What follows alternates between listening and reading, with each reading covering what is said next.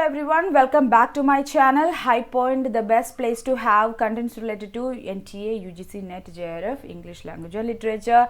And this video is going to be about new criticism. We have finished the theory known as archetypal criticism. So chronologically we are beginning with yet another literary theory of the 20th century, which is known as new criticism. And new criticism was prominent during this time period, 1940s and 1950s, after archetypal criticism.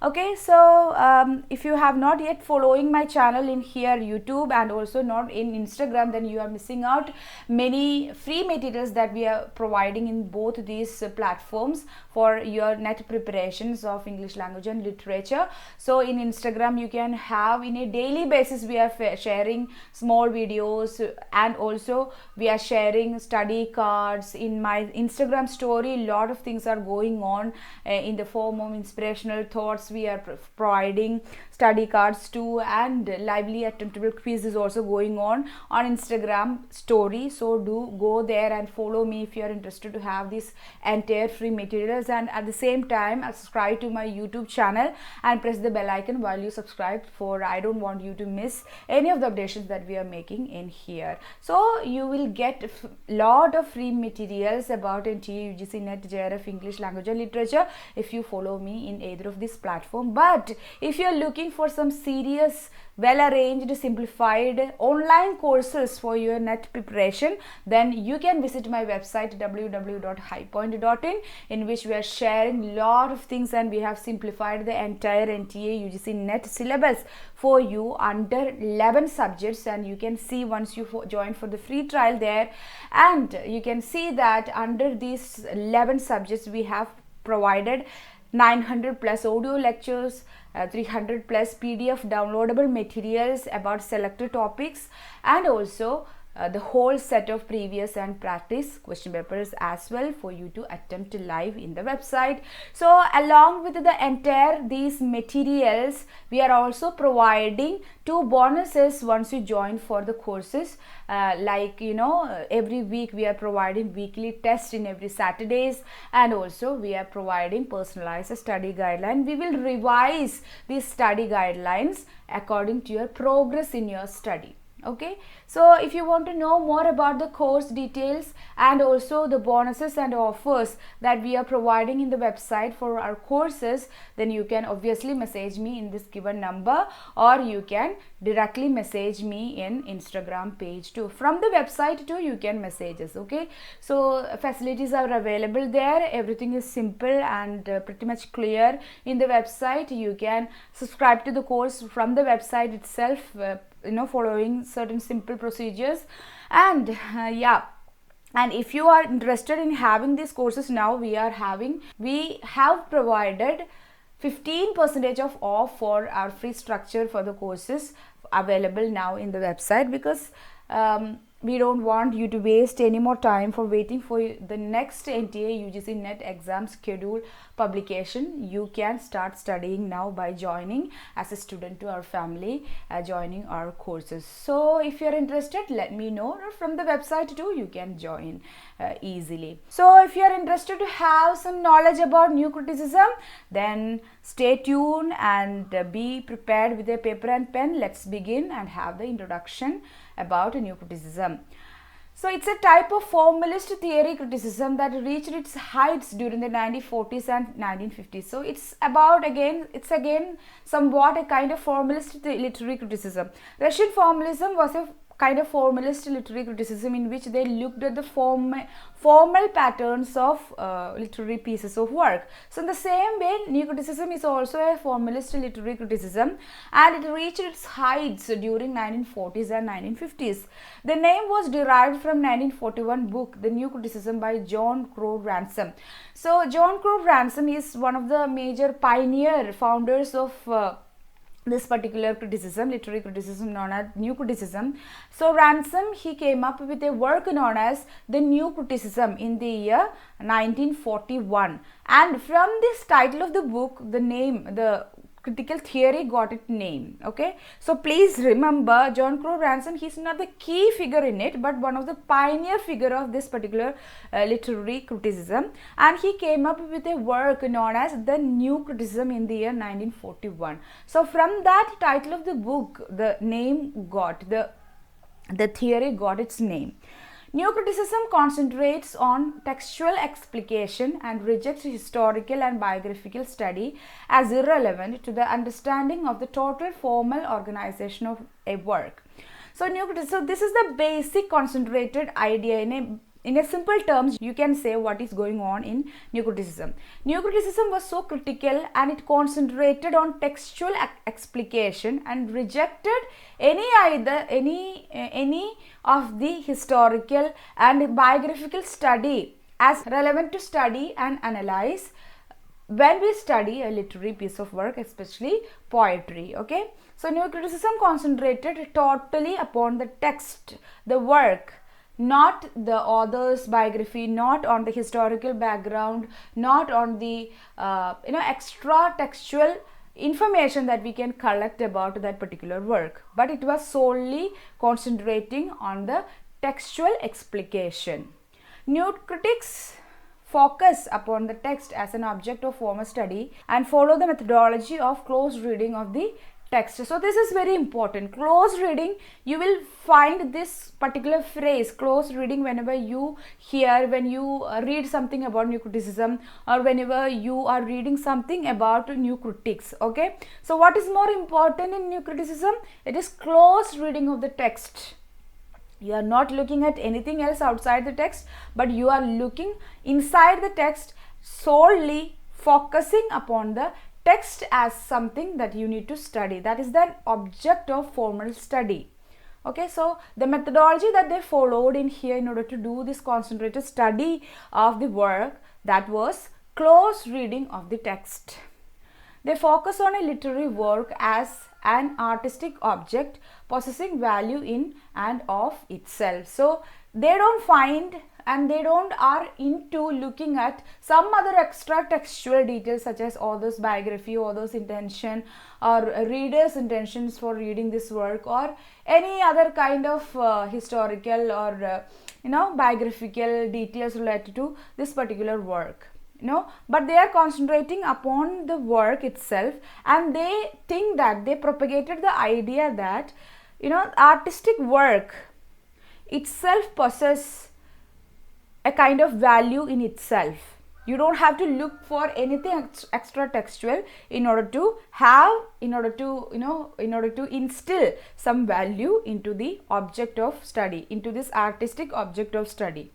Okay, so close reading was the thing that they were practicing. Now let's move on to the next slide, and which is about major texts involved in New Criticism. So these works actually established New Criticism as a major literary critical theory, as well as it actually elaborated the concept of New Criticism as well. So Ransom came up with the New Criticism, that text that I am not mentioning here, but you have to remember that too. So John Crowe Ransom in the year 1941, he came up with a work known as what? Came up with a work known as the New Criticism. Okay, from there the theory got its name. Now Richards is the key person in New Criticism. Key person of New Criticism is Richards. I have seen a question like this in the previous video, that's why I mentioned it. Richards came up with practical criticism. So who has written practical criticism? The work Practical Criticism was written by Richards, and he belonged to New Criticism, the stream New Criticism, and it was published in the year 1929. William Emerson, 7 Types of Ambiguity. So this is again very famous. So about Richards, William Emerson and Cleanth Brooks and Wimsatt and Beardsley, we will have yet another video sessions after this. And William Emerson came up with the 7 Types of Ambiguity in the year 1930, and T.S. Eliot came up with the Function of Criticism in the year 1933. Cleanth Brooks and Robert Warren together brought about Understanding Poetry in the year 1938, and Cleanth Brooks again alone came up with the work The Well-Wrought Urn. So remember this work, okay? The Well-Wrought Urn in the year 1947, and Wimsatt and Beardsley, they have written the Verbal Icon in the year 1954. So these are the major works. I.A. Richards' Practical Criticism. If you cannot remember the year in which these works got published, at least remember the author and the title of the work, okay, which is very, very important, okay. I.A. Richards' Practical Criticism. William Emerson, Seven Types of Ambiguity. So when you see the screen, when you see the slide on the screen of your device, just repeat after me, okay, the author and their work, okay, repeat after me. I.A. Richards' Practical Criticism. William Emerson, Seven Types of Ambiguity. T.S. Eliot, The Function of Criticism. Clay and Brooke and Robert Warren, Understanding Poetry. Clay and Brooks, The Well-Wrought Urn. Wimsatt and Beardsley, The Verbal Icon. Now let's see key figures, key thinkers and key philosophers involved in new criticism. John Crow Ransom, William Emerson, I.A. Richards, R.P. Blackmore. So I have given this list chronologically, okay. John Crow Ransom, William Emerson, I.A. Richards, R.P. Blackmore, Cleanne Brooks, Alan Tate, Robert Penn Warren, William K. Wimsatt, Munro, Curtis Beardsley. So these are the key figures. Pause the video if you are taking down a note, write it down, the key figures, and as well as repeat, pause the video, repeat 2 or 3 times these names. Actually, at least remember the key figures and key text, okay. Now let's see key terms associated to new criticism. The first one is intentional fallacy. Intentional fallacy. Fallacy means a mistake, okay. Intentional fallacy means it's a kind of mistake that the readers, when we trying to understand and give value to a text, we are committing this particular mistake, which is known as intentional fallacy. And what is it? The term describes the problem inherent in trying to judge a work of art by assuming the intent or purpose of the artist who created it. So when we analyze a particular poetry, if you are doing this particular fallacy, then you are going beyond the text. That means you are going outside the text. So what is the fallacy or mistake that we are doing? When we judge a work of art by assuming, by trying to figure out, by trying to understand the intention or purpose of the artist, purpose of the poet, or purpose of the novelist, or purpose of a dramatist. If you are trying to assume and understand that intention, and you are judging that work on the basis of that understanding, your understanding about the intent or purpose of the artist, then you are committing this intentional fallacy. It's a problem. Intentional fallacy is a problem. It's a fallacy. It's a mistake that is inherent in judging a literary piece of work by assuming, by trying to find out the inherent intention or purpose of the artist who created it. Okay, so if you feel that intention or purpose is well served in the work, you judge that work as a good work. If not, you will judge that work as a bad work or unworthy work. Okay, so when you go beyond the text, when you assume the intention or purpose of the artist, then you are actually going out of the work and you are not doing close reading. So that's why intention fallacy is a problem when you judge a work assuming the intent and purpose of the artist. And this term, it was introduced by Wimsatt and Beardsley in their essay, The Intentional Fallacy. Wimsatt and Beardsley, they came up with an essay known as The Intentional Fallacy in the year 1946. So in this particular essay, they have introduced this term, intentional fallacy. The intentional fallacy is a confusion between the poem and its origins. So whenever you look at the poem, you know that this is created, this poem has written by someone, some poet, right? So you will get confused. You will judge this poem on the basis of its origin. What was the intention of the author? What was the purpose of the author by writing this poem? So you will judge that poem according to these assumptions, and it begins by trying to derive the standard of criticism from the psychological causes of the poem and ends in biography and relativism. So you will first of all, you will try to understand what was the psychology of the artist in order to write this poetry, but you will begin with that, but you will end with the biography of the author, and you try to relate that biography of the author or that biographical information of that author and psychological information about the author of the work to the actual literary creation. That means the literary piece of work. You will connect with that. You will make a connection with that. Then you commit intentional fallacy when you judge a work of art. The next key term in here in new criticism is affective fallacy. So it's kind of opposite to intentional fallacy. Okay, not opposite, but it's actually two poles of fallacies. And it is again introduced by Wimsatt and Beardsley.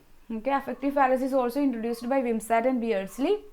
It refers to the error in literary criticism of judging a work on the basis of effect on the reader, especially the emotional effect. See, in the intentional fallacy, we are looking at the intention of the author or the creator of the work when we judge a work. But here in affective fallacy, we are judging a work on the basis of the effect that work made upon the reader, especially the emotional effect that work made upon the reader. Okay, so if that work made enough amount of emotional appeal or emotional effect upon the reader, then that work is judged as a good work. So if you are doing so, then you are again deviating from the work. You are not doing a close reading. You are considering something extra textual in order to judge the work. Then you are committing affective fallacy. The effective fallacy is confusion between the poem and its results. Okay. So you are reading a poem and you will think that what kind of emotional effect and affects this poem can cause upon the reader.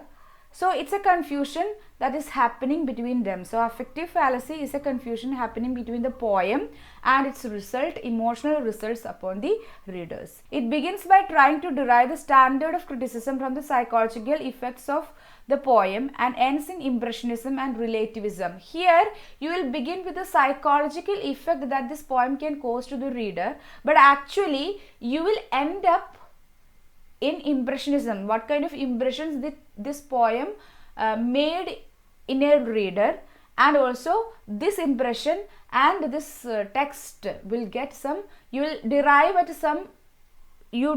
some relation between this impression or the emotional appeal made to the reader and the text. Then you are committing affective fallacy. See, these two things are intentional fallacy and affective fallacy. These two things are not desirable when you judge a work of art. But you have to concentrate on the work, focus on the work, and do the close reading, and so keep yourself away from all these fallacies as well as any other biographical extra details related to the work. But everything is there in the work, and the work is self-sufficient, and it is so valuable on its own terms. Okay. Now moving on, the next term here, key term of new criticism is heresy of paraphrase. Heresy of paraphrase was introduced by Cleand Brooks in his work The Well-Wrought Urn. So in the work Well-Wrought Urn, Cleand Brooks introduced this particular term known as heresy of paraphrase. It occurs when a critic or reader interprets a text to mean something other than exactly what it says. So simply, what is paraphrase?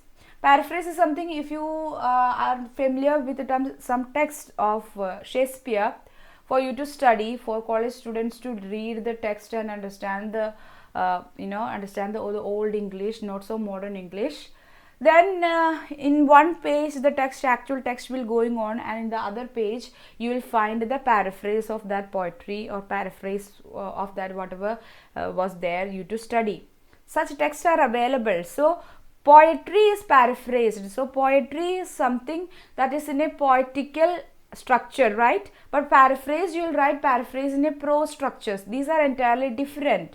So it occurs, so heresy of paraphrase occurs when a critic or reader interprets a text to mean something other than exactly what it is. So the poem is a poem, not a prose work. You cannot explain this, and interpret this particular poem in a prose work. It is entirely different. The heresy is that of assuming that the meaning of work of art can be paraphrased. You just cannot paraphrase a poetry into a prose work. You can write about a poetry, you can actually have a critical analysis of that work, but you cannot exactly interpret, or you can, line by line, you cannot have the same meaning in a prose work. It is entirely different.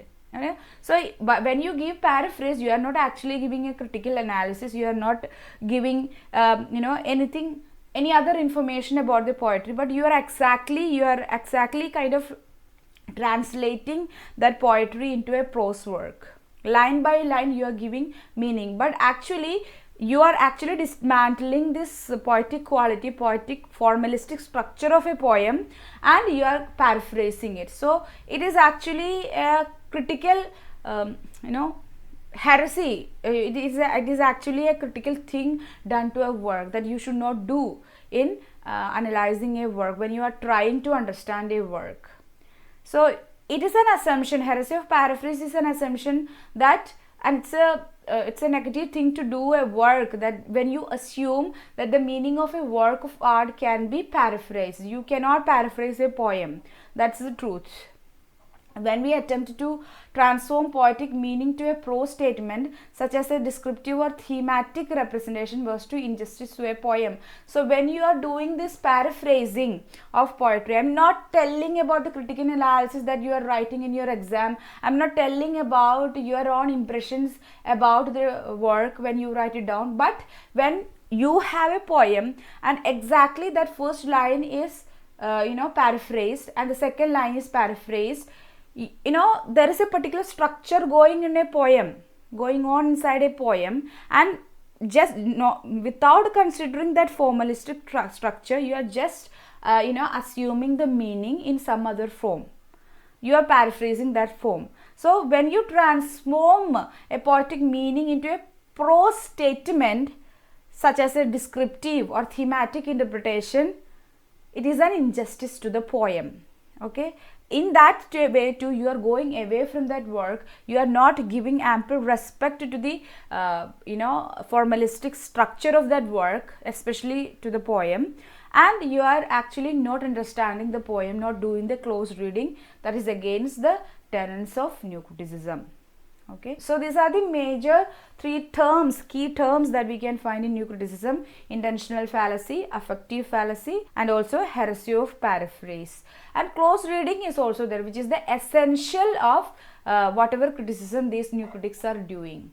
Okay, so while we discuss about the important key figures of new criticism in the coming video sessions, we will understand more about their assumptions about new criticism and the terms that they have introduced. Okay, now let's have a conclusion of this video. New criticism dismissed authorial intent and particularly ignored biographical and historical information about the author. So they were particularly so critical about avoiding the intention of the author or affect of the reader after reading the work, and particularly they keep themselves away from any biographical or historical information about the author, about the text, which are extra textual in their sense. Instead, they interpreted literature solely on the basis of the cohesiveness of the work. So they considered the work as a wholesome thing, a self-contained thing, a a worthy thing, a valuable thing on its own merits, and they consider the work as a cohesive thing. They don't think that you need to, in order to understand a text, you need to go other information, you need to find extra textual information. But a text is self-contained, it can stand its own, and all you have to do is to close reading of that work, okay, in order to interpret that literature. Okay, so these are the concluding points that I would like to make. So that's all about new criticism. This was a brief video. If you want to know more about new criticism, you can visit my website www.highpoint.in, or you can mention your queries and suggestions and doubts, and also major takeaways from this video in the comment section right below this video. That will not only give our channel an algorithm push, but also it will also make me glad that at least you have got something out of this video. And yeah, and if you want to know more about the courses that we are providing on our website, you can message me in this number or directly DM me in this Instagram page as well. And don't forget to subscribe to my YouTube channel as well as follow me on Instagram if you want to have the entire set of free materials that we are providing in these two platforms. And while you are subscribing to my YouTube channel, don't forget to press the bell icon so that you get updated whenever we upload a video in here in any of the video series that we are currently doing. And if you like this video, please press the like button and also share this with your friends, those who are in need of it. So that's all about it. Meet you in the next video session. Until then, stay tuned to High Point and always be happy in your life, guys. Bye bye.